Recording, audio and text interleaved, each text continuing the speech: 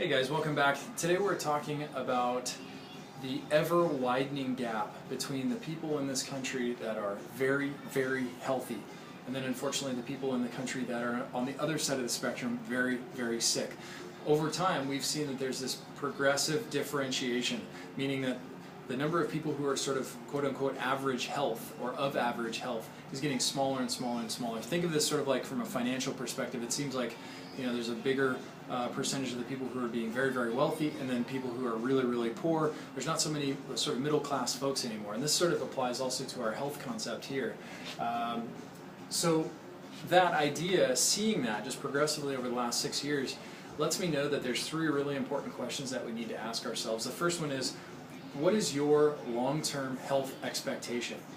Meaning, how old do you want to be when you go? What's your quality of life and the types of activities that you expect to be doing in the last 30 or 40 years of your life?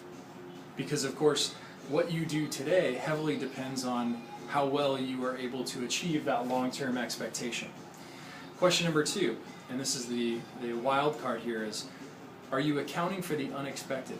We see sickness, we see disease, we see accidents and injuries that happen, and we don't have any control over this. So are you making sure that you're going above and beyond what you think you may need in order to make sure that if something like that does happen, that you still stay in a good, healthy range? And then of course the last question is my pet peeve, which is, are you living up to your potential? There's two lives that are out there for us, guys, the life of possibility and then the life of probability. The life of probability is the one that you're probably going to get if you keep doing the same stuff over and over again. The life of possibility is the one that you may have the potential to achieve if you take on new strategies, if you implement new ideas to push your body in the direction of being healthy. So after looking at all this stuff, what I want you to walk away from, or the takeaway from this, is you've got to be on this really, really well side of life, because if one of these unexpected accidents or injuries happens to you, at least you'll end up being sort of average, being able to continue and live up to your potential and reach your health expectation.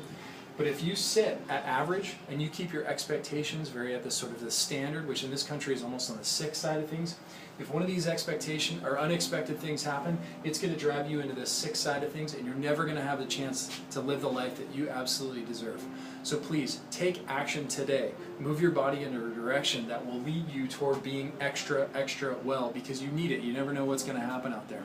So, lifestyle. Eat well, move well, think well, drive that body naturally toward being the healthiest version of yourself. Get to your local chiro, make sure that you're getting your spine checked and getting your nerve system turned on. We'll see you next time.